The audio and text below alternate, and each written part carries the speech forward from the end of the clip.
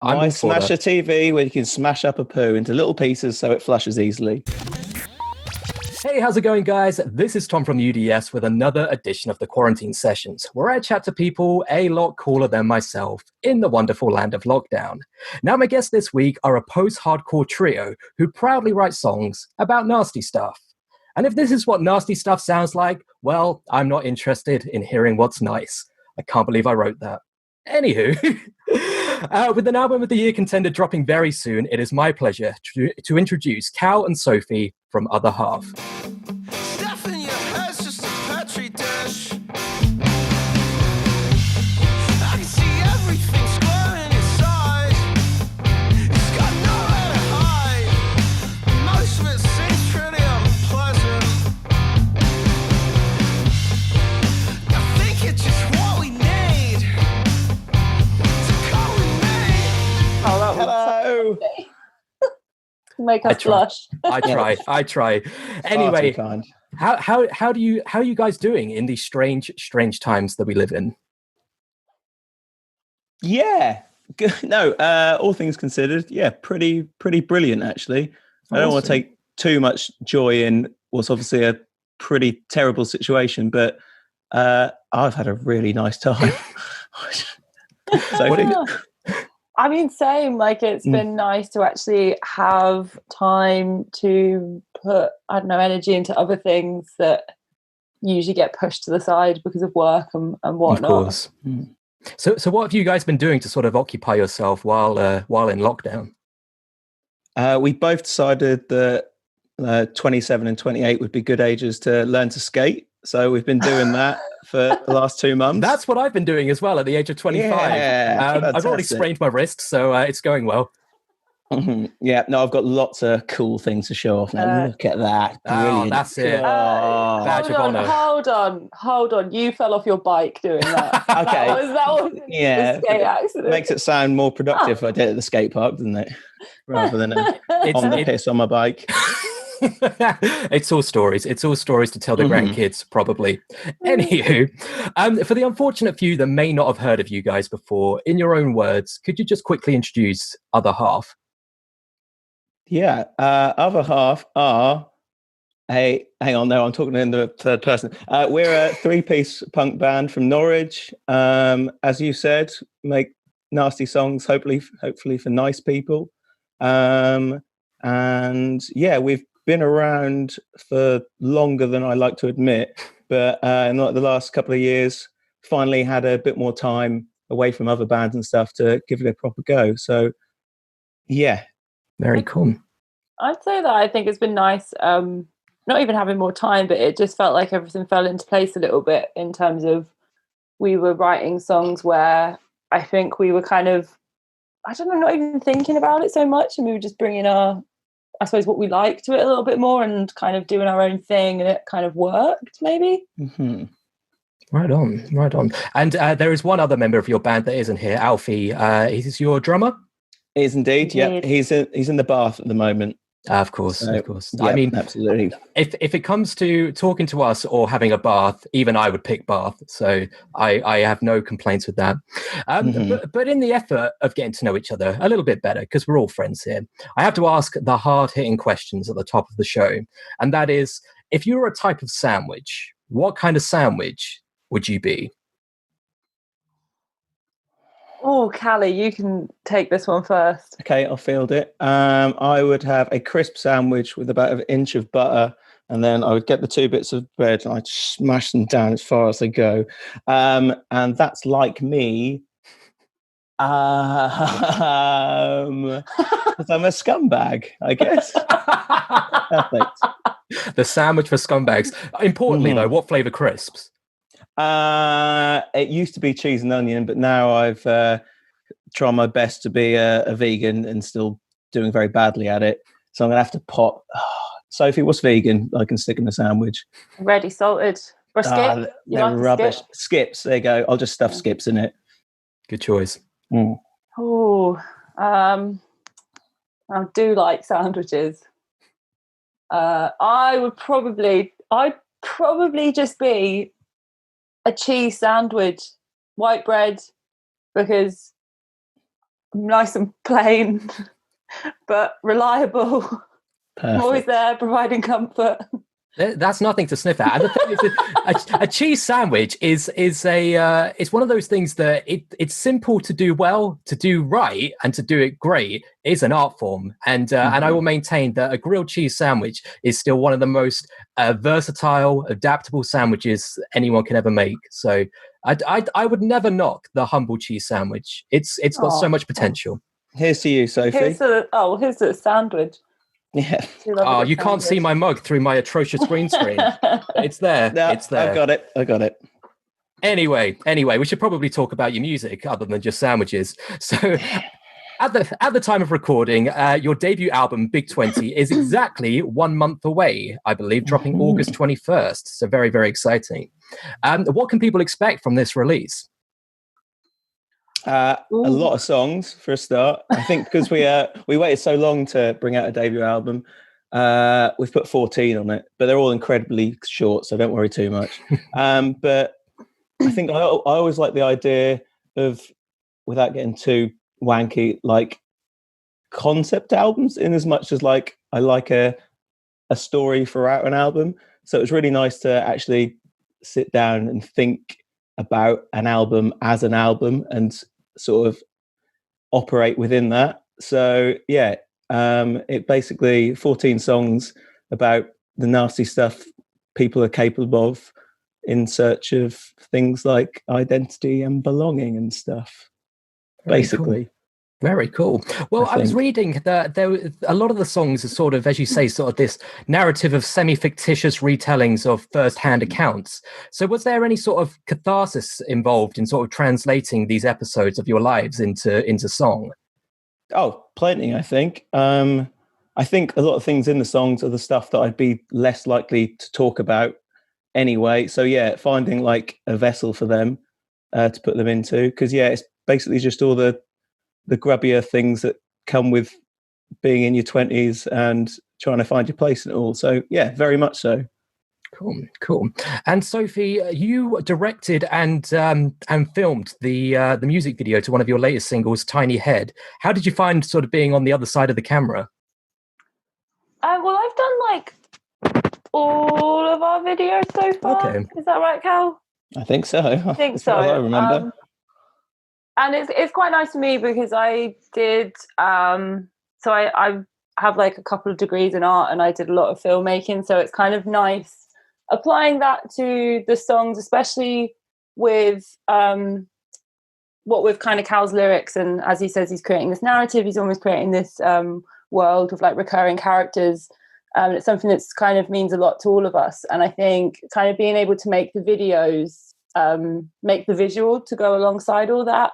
Not necessarily that Tiny Head, the ice cream eating, kind of played into that, but particularly with Trance State, it was really nice to, like I said, just provide a visual, provide like a backdrop for those characters. But also, I think us having always sort of grown up in and around that DIY or in that DIY community, it kind of means a lot to us that we're able to kind of bring it all together ourselves, I suppose.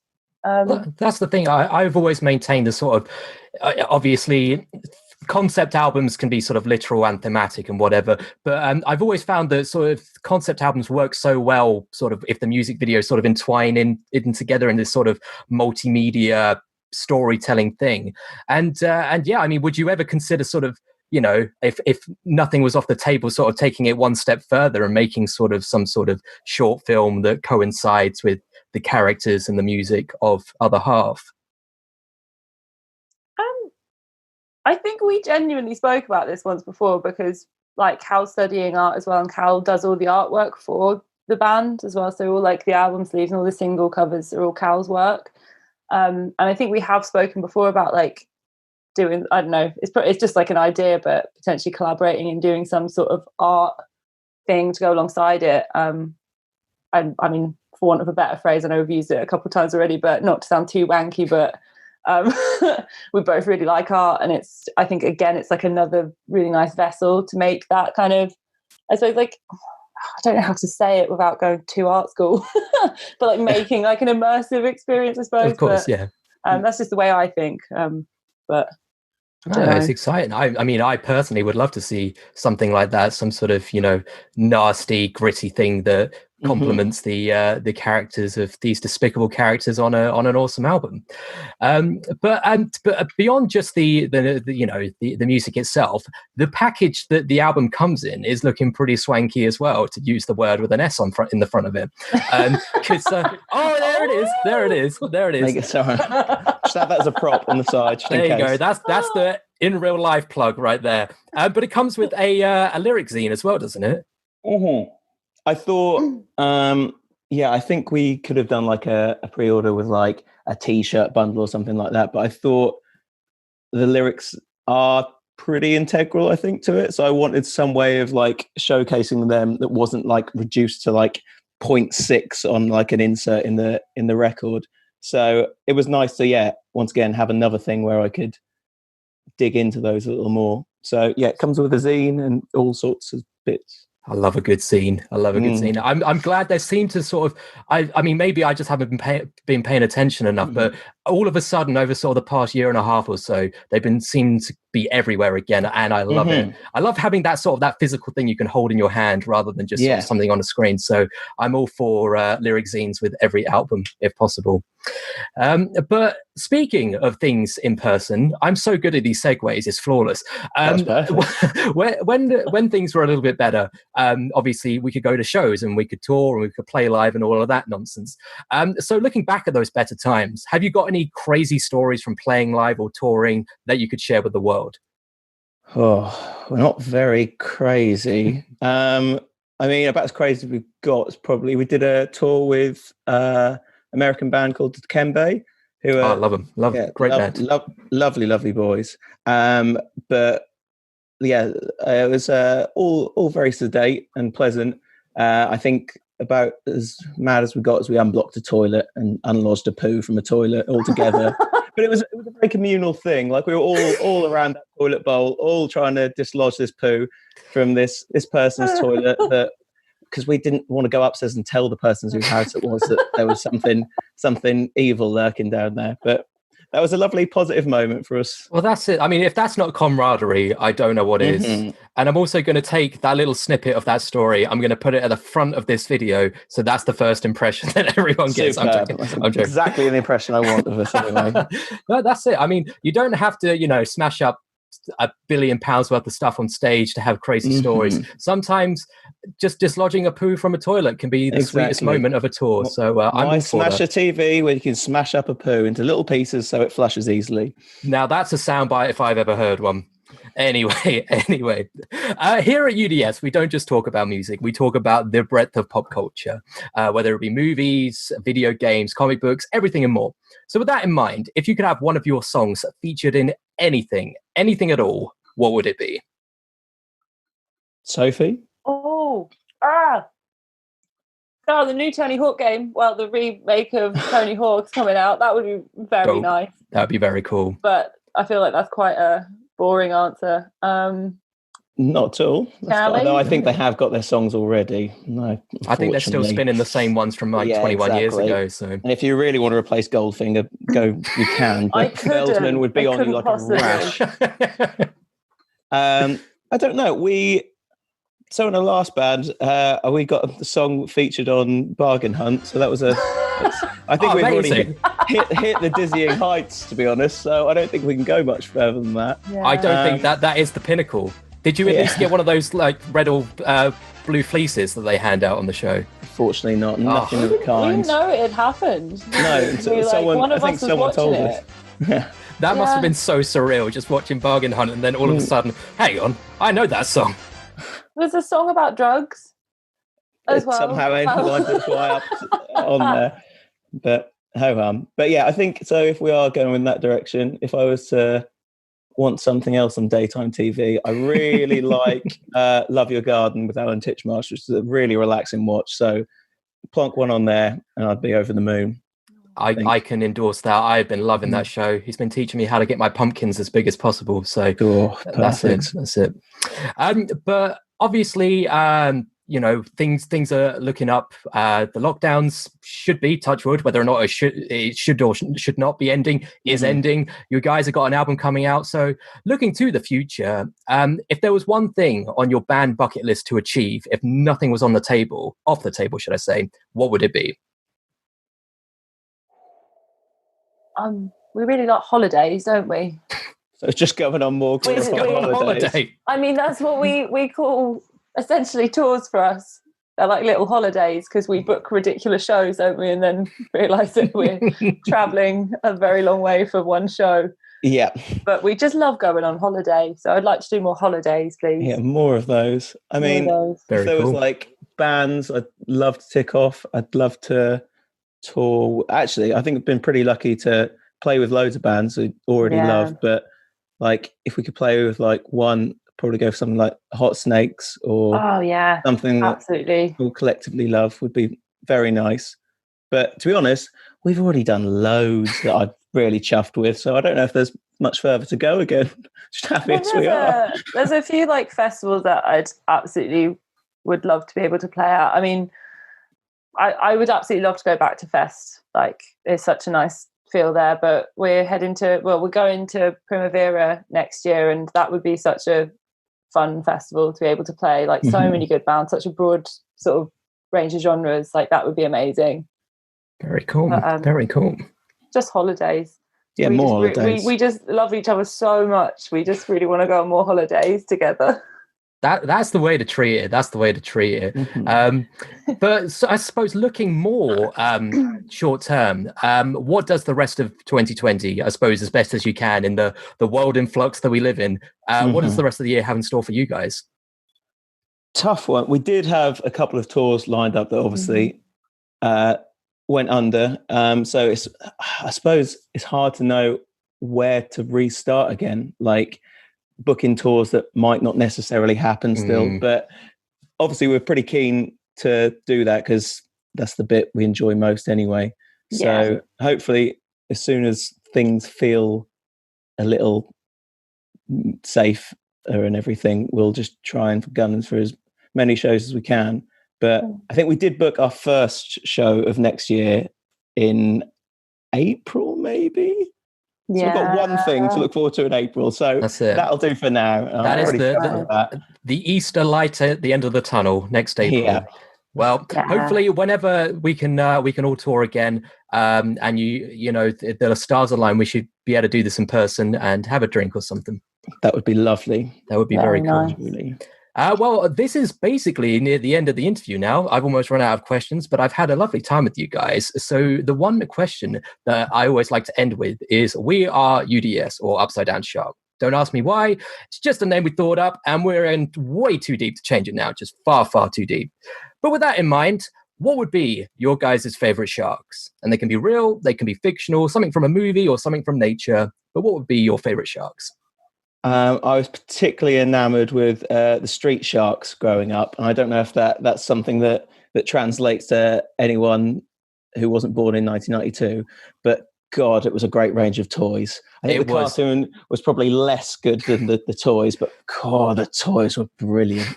I was looking up the toys the other day, and some of them, if they're in pretty, mint condition, they go for a small fortune now. You're talking like 300 quid a figure. So don't say that, because I actually ruined mine. Oh no.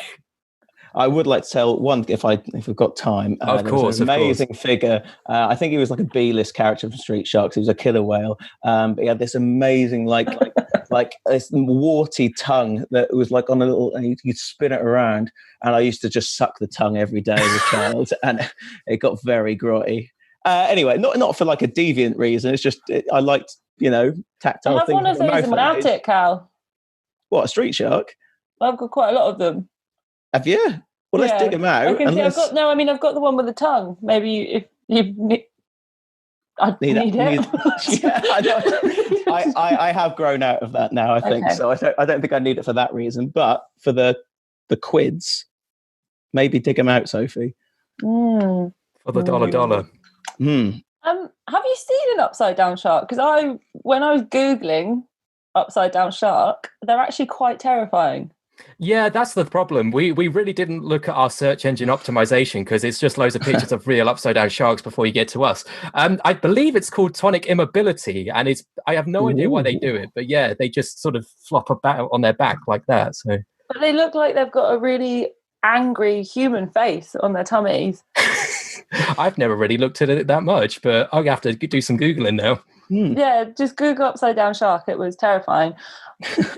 On a lighter note, I did see a lovely video of a man rescuing a tiny baby shark, and then before the tiny baby shark swam away, it like put its little head out the water for a little pat on the And head. waved? You saying it waved? No, there's a fins. But it Okay. head out of the water to have a little pat on the head before it swam That's away. lovely. Just when I think I've heard every amazing story about sharks, there's another one. God bless them. God bless every single one. Very nice. Nature. That's it. I wholeheartedly endorse nature, and that's pretty much the coldest take I think I could ever give. Nature is good. Anyway, where can people find you online? Well, you can find us at otherhalf.bandcamp.com. You can find us at Sophie, do the rest, please. There's so many variations. Is it other half? Other half. What's the Instagram one? Other half band, probably, I assume. We'll put all the links in the description below. It's Just fine. look down there. Band. Our record is coming out on Ven Records on August the 21st. If you'd like to buy one, you can. If you don't want to, that's fine too. No, I'm going to be more forceful. You have to, whether you'd like to or not. That's my rule. But guys, seriously, thank you so much for your time today. It's been an absolute pleasure chatting to you. Let's definitely do this again sometime. Yeah, that would thank be you lovely. so much. Thank it means you a lot. so much. I'm glad you've enjoyed it. And for anyone watching at home, please go and pre-order Big 20 and listen to the singles that are already out wherever you listen to good music. Hit subscribe for all sorts of creative folk chatting to me about all sorts of nonsense like sharks and sandwiches, and I will learn how to speak more next time. Bye.